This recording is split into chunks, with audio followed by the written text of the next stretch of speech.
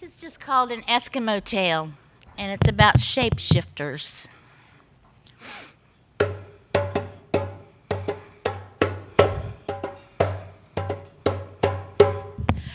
Far away across the Bering Straits of Alaska, there lived a famous medicine man, his wife, and his 2 children. Now it happened that the medicine man's wife became very ill and tried everything that he could in his power to heal her. Nothing was working. He did all of his powders, his chants, everything, and she still passed over to the other side.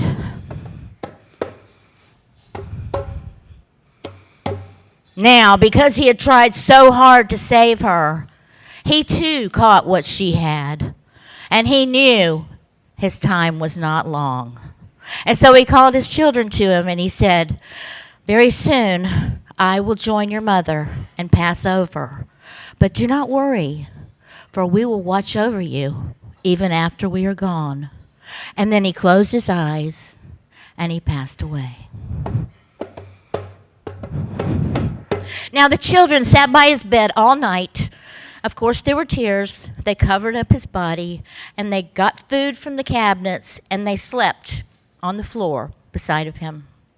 The next morning, when they woke up, the sun was coming through the window, and they looked out and they noticed a low mountain in the distance that was calling to them somehow. And they said, "We must go."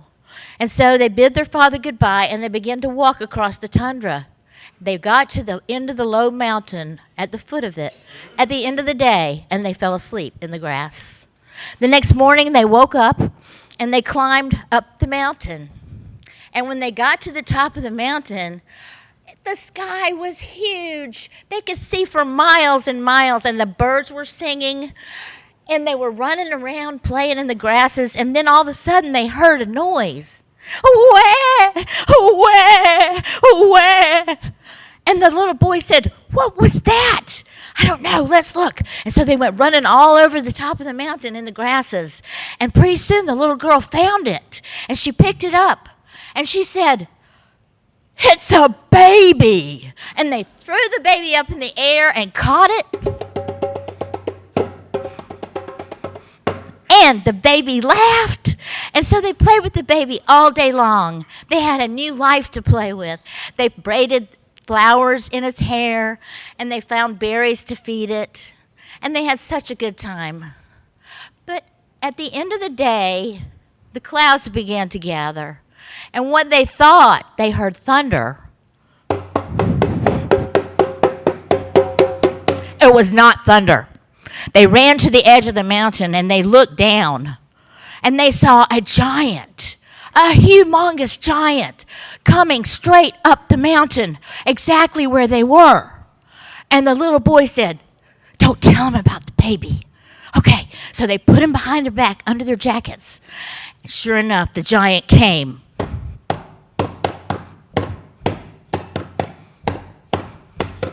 And he got right into their face.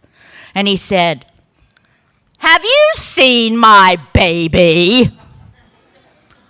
And the little girl said, "Oh, no, we haven't seen your baby. Mm-mm. Are you sure you haven't seen my baby?" The little boy said, "Oh, no, we haven't been playing with your baby all day. No, mm-mm." "If you will give me back my baby, I will give you an igloo on the beach," said the giant. The little girl and the little boy looked at each other. "No, haven't seen your baby." "Well, there are parkas and mucklucks in the igloo." "No, no baby." "There is also a puppy in the igloo and a medicine man's drum."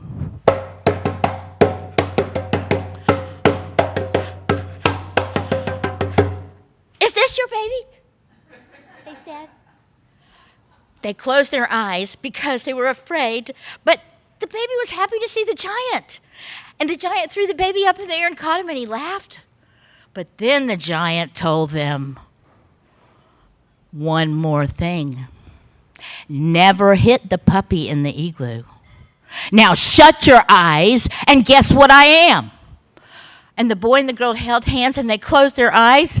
And when they opened their eyes, there was a giant killer whale sliding down the side of the mountain.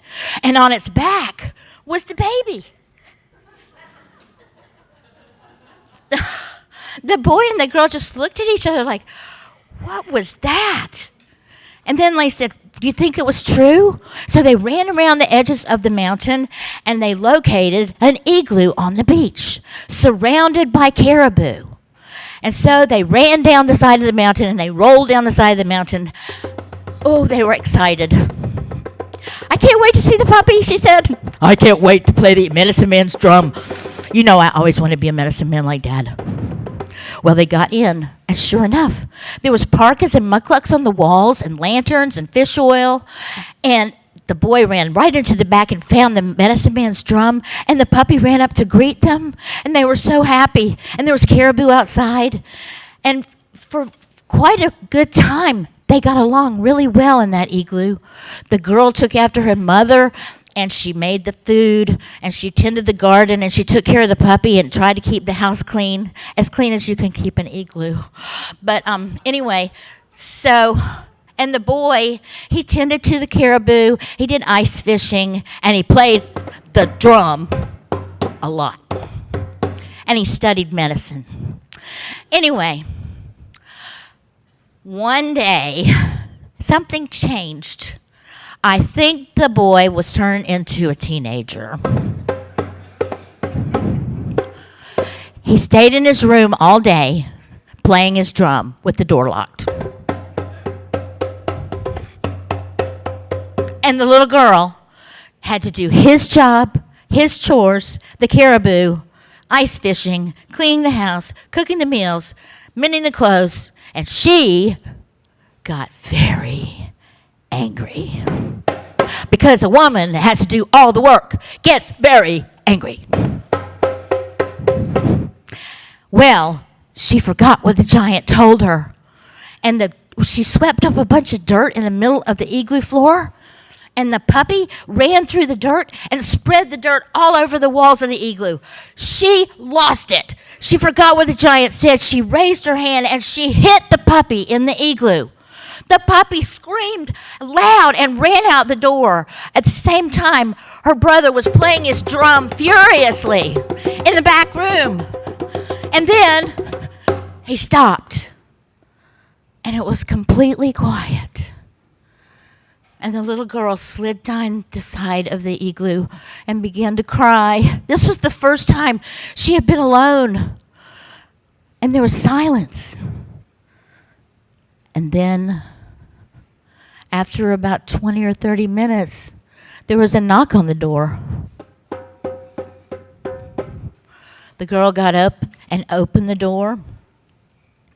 And there was her brother, but he looked like a man. And beside of him was a beautiful girl. And the girl just looked at the sister, and she said,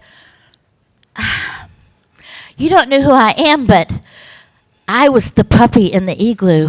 You see, a long time ago, when I was a baby, my parents were taking me across the ice in a sleigh.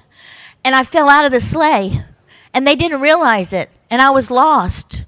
And I cried and cried and cried, and the giant found me. And he couldn't stand to hear me cry, and so he turned me into a puppy so that I wouldn't cry anymore. And then when you hit me, I felt pain again, and I remembered who I really was. And I've been watching you, and I wondered if I could come and live with you and your brother and help you with your chores. And the sister said, oh, yes. And the brother said, oh, yes. And so she came to live with them, and they got along very well. In fact, the girl married the brother, and the sister found somebody too, but that's another story.